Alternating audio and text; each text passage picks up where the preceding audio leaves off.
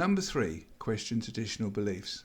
Alright, my lovely souls, it's time to put on your thinking cap and dive into something that might ruffle a few feathers, questioning traditional beliefs. Now, before you hit that stop button, hear me out, because this is probably the most crucial part to finding your true spiritual path. Let's talk about Jesus just for a moment. You know, the guy we talk about, the man who turned the religious world upside down 2,000 years ago. He wasn't just going along with the status quo, remember that. He was constantly challenging the religious bigwigs of the day, asking the hard questions, and pushing people to think beyond the rigid rules they had been following blindly all their lives. Remember when he healed on the Sabbath and the Pharisees got in a strop? Jesus said, "Hold on, isn't it more important to help someone than to follow a rule just because it's a rule?" He was all about getting to the heart of things, not just following traditions for tradition's sake. Now, I'm not saying we should toss everything out that we've been taught. That's not the point. The point is to examine your beliefs, to really look at them and ask, does this resonate with my soul anymore? Does this truly align with love and compassion? Or am I just believing this because that's what I've always been told?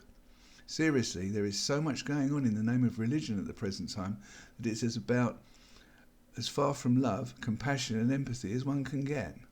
It's like spring cleaning your spiritual closet. You've got to take everything out, look at it piece by piece, and decide if it still fits you. Maybe that belief about God being an angry judge waiting to punish you doesn't fit anymore. Maybe the idea that spirituality is all about following a set of strict rules feels far too small, or doesn't align with what you are beginning to feel yourself.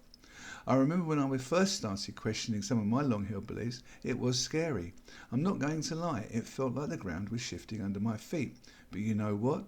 On the other side of that fear was freedom. Freedom to explore, to grow, to connect with the divine in a way that felt far more authentic to me.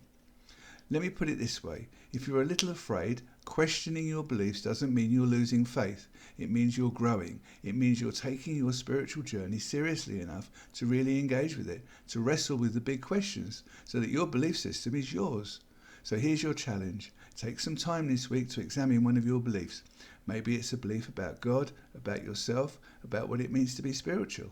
Ask yourself, where did this belief come from? Does it still serve me? Does it align with love and compassion? And most importantly, does it resonate with my deepest truth?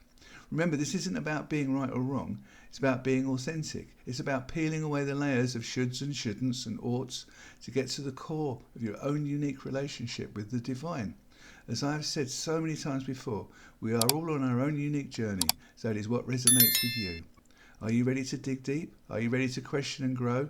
Trust me, my friends, on the other side of those questions is a faith that is stronger, deeper, and more authentically yours than you've ever imagined possible. So let's get questioning.